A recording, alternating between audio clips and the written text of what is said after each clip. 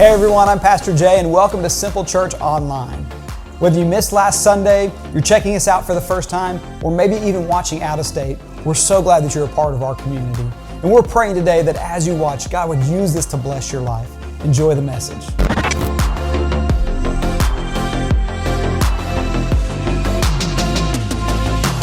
Jumping back into the series, Becoming Who You Already Are, and we're going to get back into Ephesians. And so we spent a lot of the last few months of the year in Ephesians, going through the first 3 chapters, took a break for Christmas, and now we're jumping back in to Ephesians chapter 4. And we're going to have a little bit of a switch up here. Paul's going to change just a little bit about where he was going, not really where he was going, but who he's really addressing it to. And I'll just let you know that today, our other Pastor Matthew Rito, who's usually sitting up front here, he is preaching in drum right. So a lot of you guys know Brad Coates, the Coates family who goes here. Brad Coates is pastoring now in drum right, and so excited for him and that opportunity. And so he asked Matthew to come and guest speak today. God laid it on his heart to actually preach about Ephesians chapter 4 as well. So Matthew is preaching right now in drum right about Ephesians chapter 4, and I'm here as well. So very cool thing that's happening. And I'm so grateful just for the people of our church. And I got to say, before I jump into this message, a lot of you know that our grandma passed away. It was Amanda's grandma, but she was my grandma too. And we had the funeral on Tuesday. But I've got to say, well done, church. You all took care of my family. We were blessed. The care team took care of us. And, you know, I know I'm the pastor, but I'm still just a person in the church here. And to see the way that you guys took care of my family was amazing. So well done, church. You guys are doing a great job taking care of people. And that's really what it's all about. And that's kind of what we're going to talk about today in Ephesians chapter 4. And so what Paul is going to do here, if you remember in Ephesians, the first 3 chapters, Paul is talking about these very big things, that God created the world and the cosmos, and he created us, and he sent Jesus, and now Jews and Gentiles are the same. And so he has all these big themes that he's talking about. In Ephesians chapter 4, he turns a little bit and he says, therefore. Okay, in light of all of this stuff, that God is real and that God created you and God created the earth and the heavens and all these big things, now what does it mean for you and me individually? And so Paul's going to point individually to us and to our churches and say, here's what it means for you. 2,000 years later, it's still the same. This is what it looks like. And so I want to read all of the verses that we're going to talk about today at one, and then we'll go back and we'll break them down. So Ephesians chapter 4, starting in verse 1. Therefore I, a prisoner for serving the Lord, beg you to lead a life worthy of your calling, for you have been called by God. Always be humble and gentle, be patient with each other, making allowance for each other's faults because of your love. Make every effort to keep yourselves united in the Spirit, binding yourselves together with peace, for there is one body and one Spirit, just as you have been called to one glorious hope for the future. There is one Lord, one faith, one baptism, one God and Father of all, who is over all, in all, and living through all. However, he has given each one of us a special gift through the generosity of Christ. That is why the scriptures say, when he ascended to the heights, he led a crowd of captives and gave gifts to his people. Notice that it says he ascended. This clearly means that Christ also descended to our lowly world. And the same one who descended is the one who ascended higher than all the heavens, so that he might fill the entire universe with himself. Now these are the gifts Christ gave to the church: the apostles, the prophets, the evangelists, and the pastors and teachers. Their responsibility is to equip God's people to do his work and to build up the church, the body of Christ. This will continue till we all come to such unity in our faith and knowledge of God's Son that we will be mature in the Lord, measuring up to the full and complete standard of Christ. Then we will no longer be immature like children. We won't be tossed and blown about by every wind of new teaching. We will not be influenced when people try to trick us with lies so clever they sound like the truth. Instead, we will speak the truth in love, growing in every way more and more like Christ, who is the head of his body, the church. He makes the whole body fit together perfectly as each part does its own special work. It helps the other parts grow so that the whole body is healthy and growing and full of his love.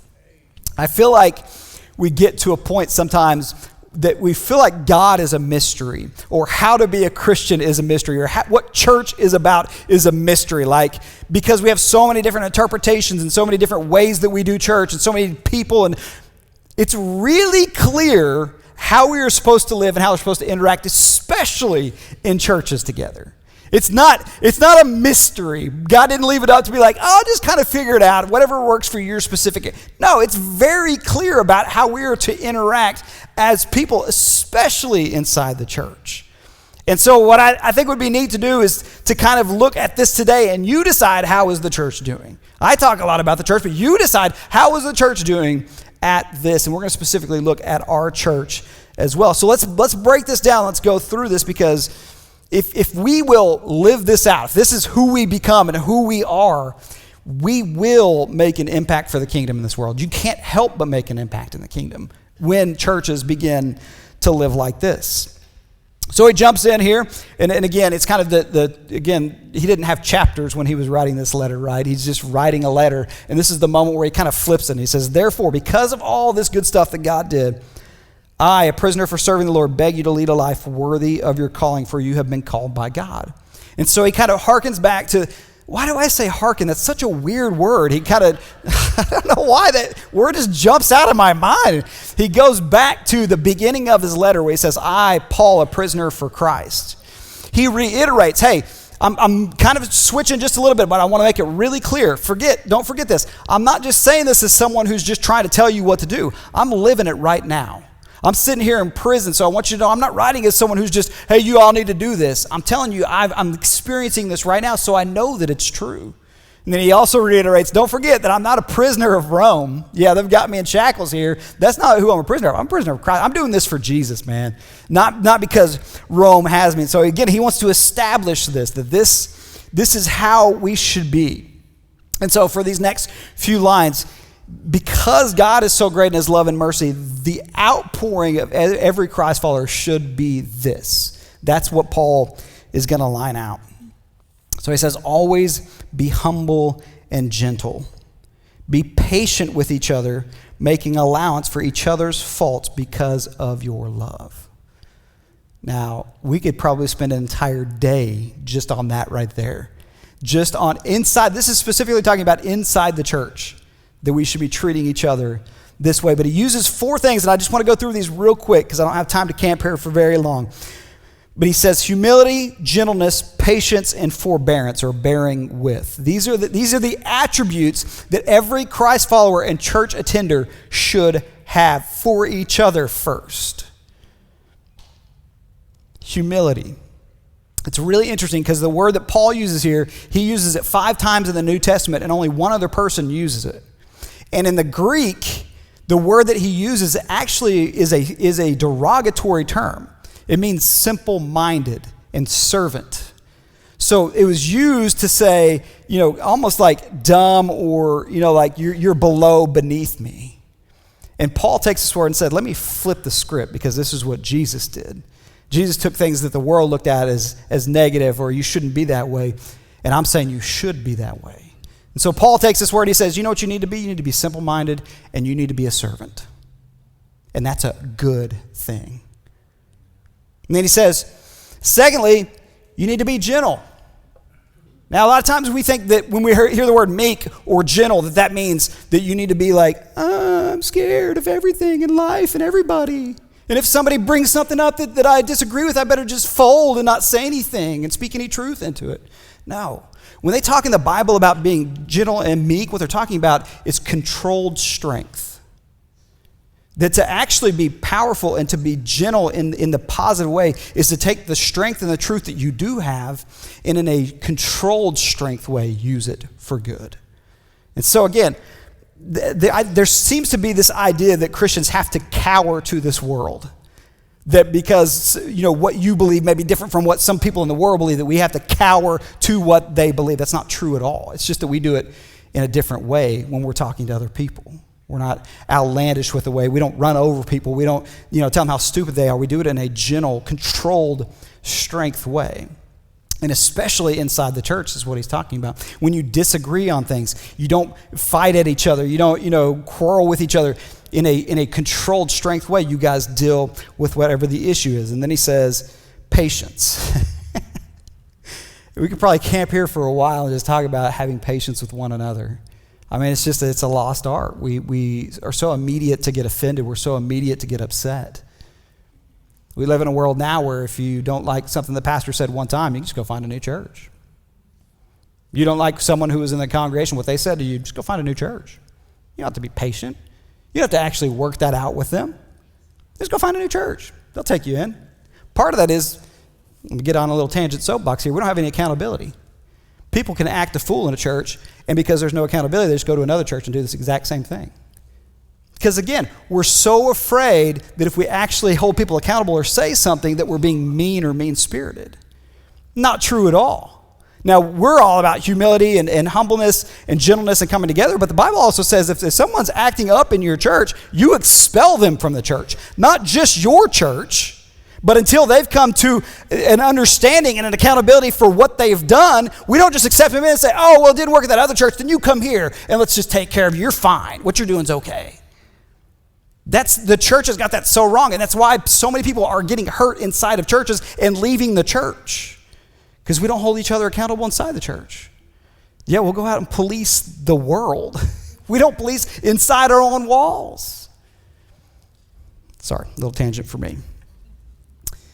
Then he says, forbearance. This literally means to walk along with, to allow room for fault. And churches, if we're ever going to be the kind of church that God desires, there's got to be some room for faults. There's got to be an understanding that we make mistakes. Christians make mistakes. The Christ followers with best of intentions make mistakes. And we live in a world now, again, where someone gets offended, and I've seen these videos over and over and over again about I'm deconstructing my faith. Why? Because someone in the church hurt me. Well, was it about God or was it about the church that you went to? We've got to allow some room for people to make mistakes. Now, again, I'm not saying we let people walk all over us. I'm not saying that people can come in and just be all involved in sin and we're okay with it. But we've got to allow some space and room to be human inside church walls. Maybe this is just for me. I'm going to take a little drink and let that sit for a minute. I think that we've gone so far from the picture of what church was meant to be that we don't even know how to do these things anymore. We don't know how to hold each other accountable. Like, this is the place that we're supposed to come, and people are supposed to know our sins. And people in our lives in the church are supposed to say, hey, I don't think that's a good path for you. Hey, man, I think you have a little bit too close of a relationship with so-and-so. You really need to cut that out. Hey, man, I think you're really offending some people with the way that you're talking. Hey, the thing that you posted, I don't really think, it's not, and it shouldn't be just, hey, the preacher should be doing that. That's what the church should be. We should be holding each other accountable like that. That's such an unpopular thing that I don't even know that we know how to do it anymore. But that's literally one of the jobs of the church. And I'm kind of jumping ahead, so I'll keep going. And again, maybe this is just for me. But then he goes on in verse 3, and he says, make every effort to keep yourselves united in the Spirit, binding yourselves together with peace.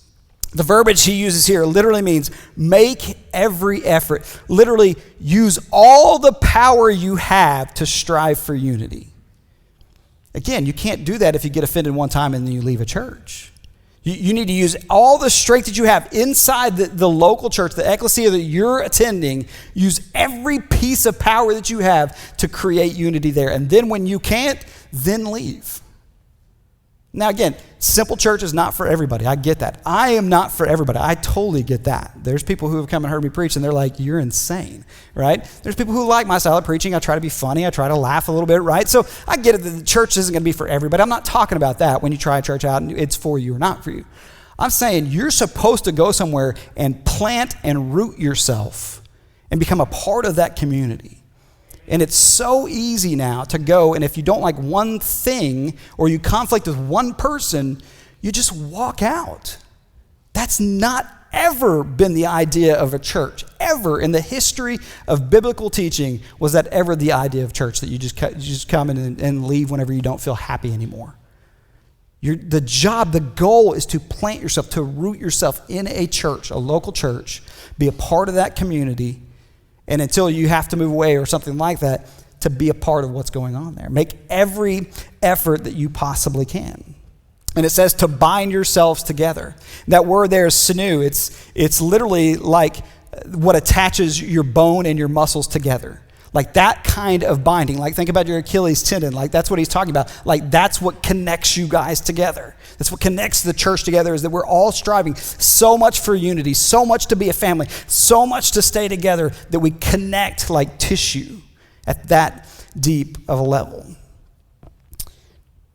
Now from there, Paul's trying to set the stage and set this idea of oneness and how important it is inside a church to be together. And so I'm going to read 4 through 6 here real quick because it kind of ties all these together. It says, "For there is one body and one Spirit, just as you have been called to one glorious hope for the future. There is one Lord, one faith, one baptism, one God and Father of all, who is over all, in all, and living through all." So Paul says, here's the deal. Here's why this is so important, because we're all one in this, and not just single churches. This is the big church too. We're all in this together. We're all in one body together. We're all under Christ together. We're all in one Spirit. We're all under one God, one baptism. Everything is in one. So if we're fighting against each other, then if we're fighting about, even doctrinal things that we believe, what we're doing is we're attacking the same body. That's what disease does. That's why we see so many issues in the churches, because we attack each other versus working together under this common spirit. So Paul says, listen, we're all under these same things. The Spirit, Jesus, we're under God together. We're in this together. Stop fighting. Stop being angry with each other inside the church. We're in this together. And literally, the scripture tells us that a house that fights against itself cannot stand. Same is true with marriage. When you fight against each other, you're attacking the same body. It does not make any sense. You're literally fighting yourself. So Paul tries to set this idea. Okay, this is what the church should be, and this is why, because we're all under this. Now let me get individual here. And so Paul says, however, we're all under one, like we're all under the same roof, we're all under the same church, we're all under the same God. However, He has given each one of us a special gift through the generosity of Christ. That is why the scriptures say, when He ascended to the heights, He led a crowd of captives and gave gifts to His people. Notice that it says He ascended. This clearly means that Christ also descended to our lowly world. And the same one who descended is the one who ascended higher than all the heavens, so that He might fill the entire universe with Himself. So Paul makes this statement that each one of us has been given a gift from Christ. Now, the truth is that grace is the gift that we've all been given, right? We all share in the gift of grace. Paul's talking specifically about gifts that are given to people, that Jesus has literally given to Christ's followers, that each one of us have a gift that has been given to us to serve, to use in the church.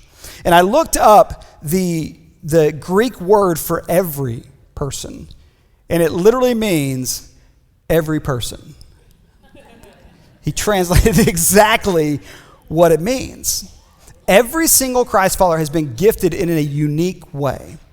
And Paul goes on to list all this stuff about Jesus, about Him descending and ascending. It says to the lowerly earth. Some people say that He was talking about when He ascended down to hell. We can talk about that. That's in another deeper Bible study class. The point he was trying to make is, let me be really clear, that everybody's been given a gift, and it comes from Jesus alone, because He's the only one with the authority to do it. He's the one who came to earth. He's the one who went back to heaven. He's the one who reigns, whose name is supreme. He's the one who gave these giftings. And it's according to how He wants to do it. He gives people in different ways. I have prayed and I have begged to be good at music. I am not. I'm terrible at everything. I've probably told this story before, but Mitch Little, one of our drummers, we worked together, and I told him that my dream was to be a drummer. If I could be anything, I would love to be a drummer. I think it's so cool. I love it. And he said, well, anybody can drum. And I said, I don't think that that's true. I love your optimism, but I don't think that that's true. And, I can teach you. It's just going to take a little while. And I said, okay, give it a shot. And so we were at camp one year together, and there was a drum set there. And he said, okay, come up on the drum set, and let me teach you a few things. After about 20 minutes, he said, you're right. Not everybody can play the drums. I'm telling you, there's some gifting to that. Jesus gifts people in different ways. I talk to a lot of people who say, I don't know how you get up there on stage and speak, which partly I still don't know how I do it. I was a shy person growing up, so to be up here on stage, sometimes I look out the crowd and I'm like, what am I doing up here? Like, if I just go sit down, will that be weird? Like, I still get that, right? But even more so than death, public speaking is scary for people in a lot of instances. It's just something that God gave me. I'm telling you, it's only God, because I know internally that I'm an introvert and I'm a little bit shy and I get a little bit nervous around people. And so to stand up here and do this, it's only God, but that's the gifting that he's given. Some people have been gifted with the ability to watch kids or to open doors. It doesn't matter what the gifting is. Jesus in his grace and his goodness gifts us in different ways. The point is that every single person who is a believer is gifted with something.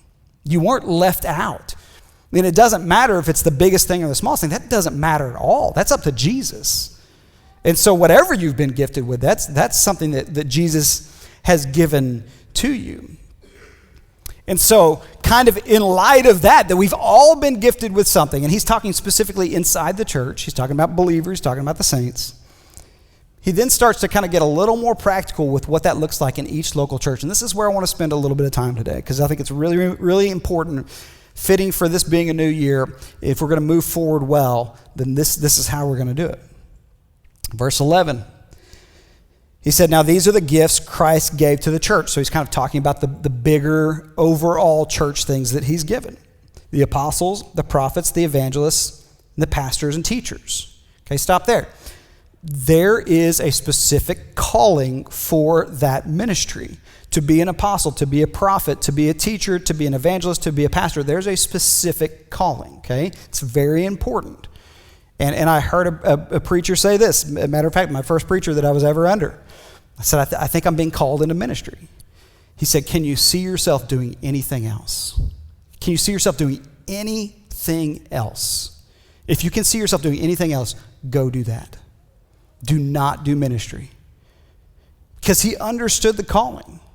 Now, I'm not saying that we're set aside, we're a lead or anything like that. Nothing like that at all. It's a different calling to be called to lead a church, to preach the word, to do those things. It is a calling that you have to have. And so I want you to know from my heart to yours that I take this very, very seriously. I'm very passionate about what I get to do and the fact that I've been called to this. I feel humbled by it. I feel unqualified for it a lot of time. But I know that this is what God has called me to. And this is the gifting He's given me. And I'm trying my best to step into it. And I think that if the church is going to change, I think that pastors everywhere really need to read this again and understand the importance of the job that they've been given. And they need to think about how they treat people outside of the church, how they talk about people outside of the church, and some of those things. But again, some of this stuff is for me, just reminding myself. Here is the point of church. Verse 12. Their responsibility, these people who have been called to those positions, their responsibility is to equip God's people to do His work and build up the church, the body of Christ. So this word equip here is the same verb that is used when it talks about mending fishing nets. So literally the job of the pastor and of really the church service is to mend the nets. Why? What did they do with the nets when they were mended? They went out and they caught fish. What did Jesus tell us to do? You don't catch fish, you catch people.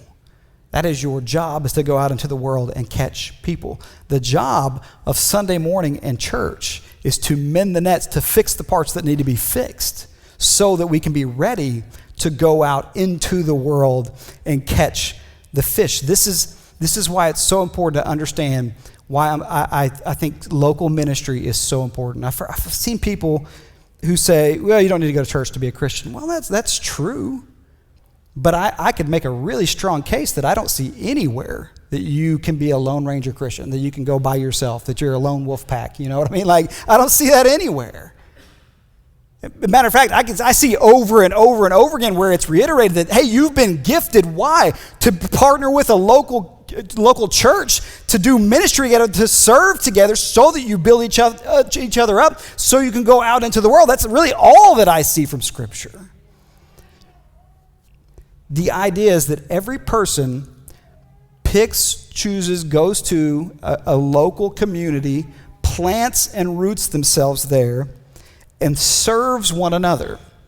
Watching kids, opening doors, keeping the place secure, serving drinks, so that people in the church can come together, be equipped through the Word, be challenged and held accountable through the Word, build each other up, grow closer to Jesus together, and then take that out into the world and reach people. Did you know that the church service is not for unbelievers? I think this is where we've made a mistake. I think that's part of the problem that we've gotten into when it comes to church, is that we believe that the way that people should be saved is we go into our jobs or our families or whatever, and we say, hey, come to church with me. Now, listen, let me be very clear with this. I'm not telling you not to invite people to church. That is fantastic. But Sunday mornings is not the primary place for unbelievers to encounter Jesus. Salvation, life change should be happening in job places, in homes, one-on-one relationships, coffee meetings. That's where salvation should be happening. And what we've done is we've relegated that to the church building. And we said, if you just come to church and we'll let the church take care of it. That was never the goal of the church. Now, if someone comes to church and they get saved here, fantastic. Anybody, any lost person who's come home, they celebrate in heaven for. That's fantastic. But Jesus left the 99 to go find the one. We're here to equip each other, to challenge each other. And we've relegated the church to believe that it's the primary job of the church meeting to save people. It's not the primary job of the church meeting to save people. It's the primary job of Christ followers to save people. It's a shift in the church. It's a shift that I think has to happen, because if we're going to be successful, it'll be because we individually take on our responsibility to first serve the church and then go out into the world and serve others. That's the shift that's going to happen in the church, because it's not cool to come to church anymore.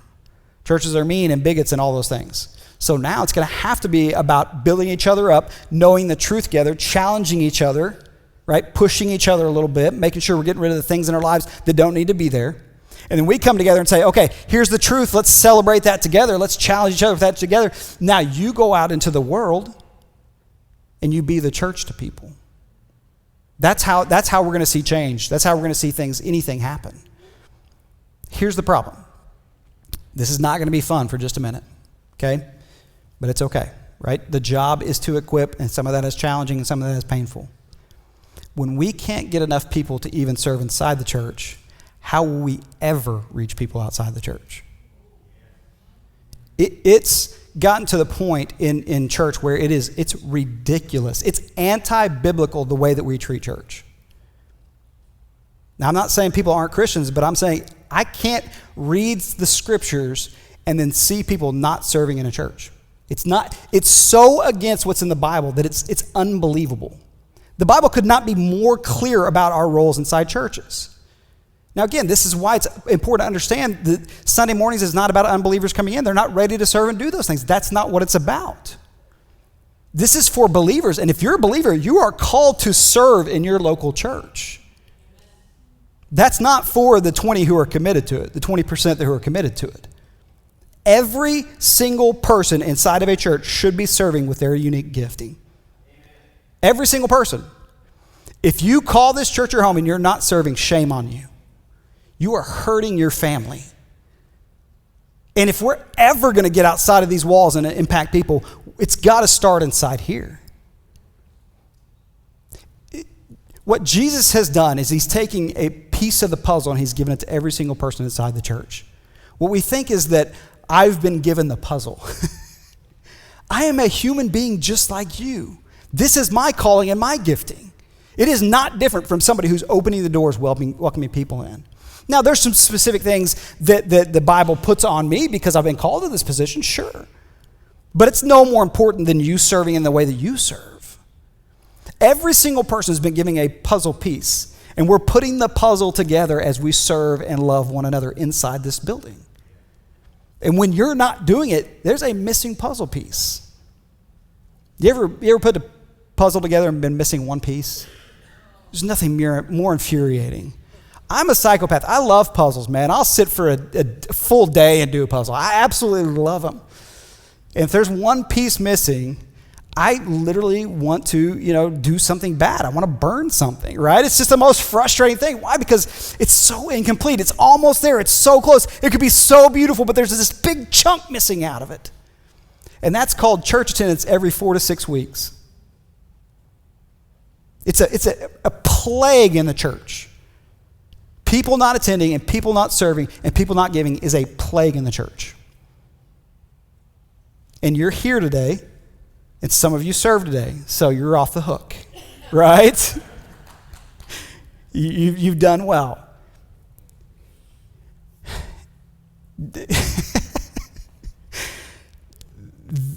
If you are not comfortable with this kind of conversation, then this probably is not the church for you.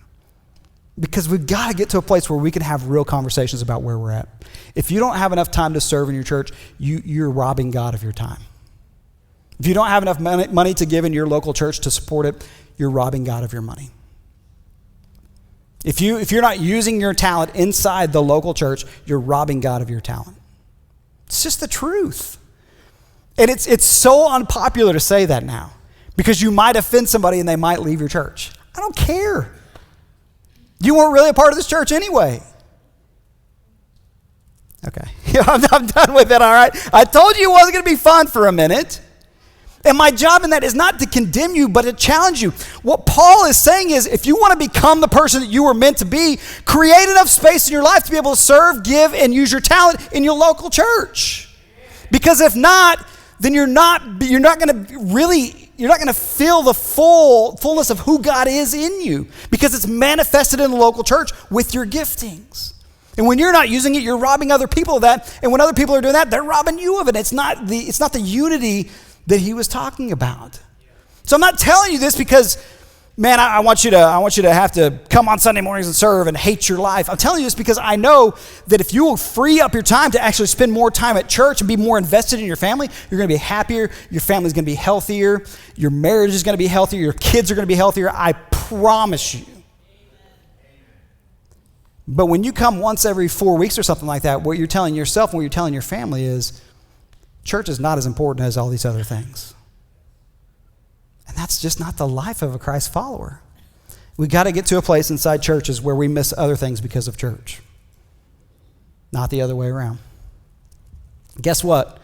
That nice weather and that lake will be there after 11 o'clock. Right? And again, we miss some stuff for sports now. I know that everything happens on weekends. It didn't used to. It's unfortunate that it does now. I'm not saying never be God. I'm saying what reigns supreme in your family. My kids hate to miss on Sunday mornings. They hate to miss. And so when they have to every once in a while, I'm okay with that because they know where they want to be. Have you invested that desire inside of your kids? If not, then maybe there's some priority stuff that we need to get right inside of our lives. This whole message seemed a lot happier in my head when I started writing it down. I knew this part was going to be heavy, but I feel like the whole thing's heavy, but that's okay. We're mending the nets, right? We're mending the nets. We're getting real with each other. And one thing that's been unique about our church is this is what we do. And it's for the betterment of our people. It doesn't mean no good to say, hey, y'all are busy. When you can, come hang out at church, man. We'd love to have you. It's not, I can't scripturally make a case for that. I'm sorry. I wish that I could. I didn't want to get up today. It took me like an hour to get ready because I was just like, I'm tired today. I had to see the Jags come back and beat the whoever they beat. This is what we do. And we're missing out on what real life is. And when I come here and I see you guys and I get to hug you and be a part of you and worship with you, I'm so fueled for life. And I hate it because we're missing out. And here's what happens, and I'll finish up here. This is why Paul says it's so important. Then, when we all do this, when you do this individually, we will no longer be immature like children. We won't be tossed and blown about by every wind of new teaching. We will not be influenced when people try to trick us with lies so clever they sound like the truth. So Paul, he kind of brings it all together. Why am I telling you this? He says, church, I'm not telling you this to chastise you and to make you feel bad. I'm telling you that the fix to a roller coaster life, a fix to being blown about by every single wind and wave, is to spend more time with your church family, to be more invested in church, to be more invested in your local community, to serve more, to give more, to love more inside the church. Paul says that's the fix. Then you won't be blown about by every single thing that's happening. There's something huge going on at this point called Gnosticism. And Gnosticism said that your body and your soul were separate. So if your soul believed in Jesus, great, then your body could do whatever it wanted to. Like whatever felt good, do that as long as you're connected with Jesus in your soul. We're not too far from that, church, where we live today. And what would happen is these people, they would go and they would be involved in especially sexual sin, and they would come to church, come to temple, and they would worship God. And Paul's like, that's not the faith. And Paul said, the more that you hear, the more that you spend time together, you're going to understand who Jesus is, how much he loves you, and how much he can change your life and your family. You'll be grounded. You won't be blown about by you won't be up here one day and down here the next day. Again, your circumstances, that he's not even talking about that. Not everything's not just going to be perfect in your life, but he's like, everything will make more sense. You'll be more grounded when you give Christ more of your time.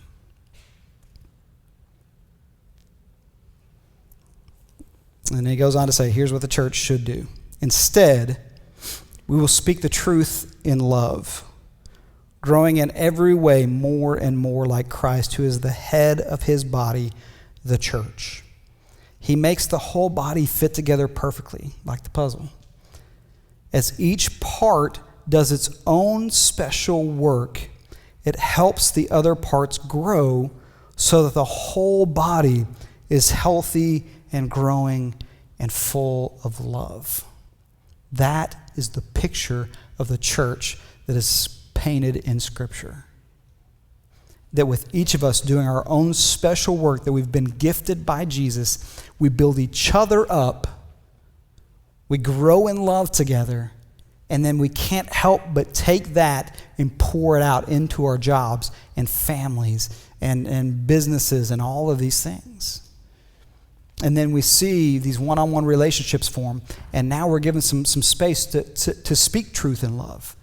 To say, hey, here's what I know about Jesus, and man, I think that's what you're missing in your life. Then you have that conversation, and you pray with that person, and they receive Jesus, and then they come to church with you to be built up, to mend the nets, to get them ready to go out and catch other people. That's the way that the church was created to work. And that's what we're getting back to. And again, I'm telling you, the change is here. People, and I'm not, COVID wasn't a good thing, but I do think that it helped us see who's really here, who's really invested. Because it got really easy for people to not come to church anymore, right? It got in a routine. It was really easy not to do that. And I think we're getting to the place where, like we talked about last week, we're pruning, we're getting prepared for the future. And the future is us challenging, coming back to accountability, holding each other accountable, holding families accountable, so that we can build each other up and go out into the world to reach people. That's the goal. That's the picture of what church is supposed to look like. And I think that we're going to see us heading back to that. I'm excited for that. Because this is what church was meant to be, is family. The way that everyone took care of my family on Tuesday, that's what church should be. The way that we have friends in here who have surrounded us and loved us through some difficult times over this past year, that's what church should be. You should be able to see something in me and say, hey, I don't know that that's what you should be doing. You should be able to come to me and say, hey, have you thought about this? Are you sure that's okay? And I should be able to do the same for you. That's what church should be. That's so weird now. Can you imagine going to someone else in church and being like, hey, I think you're headed down a path that's not good for you? That's such a weird, but it's exactly who we're supposed to be. And I'm so ready to get back to that, to where it's truly family. Because when you really love somebody, you're truthful with them, honest, in a loving way.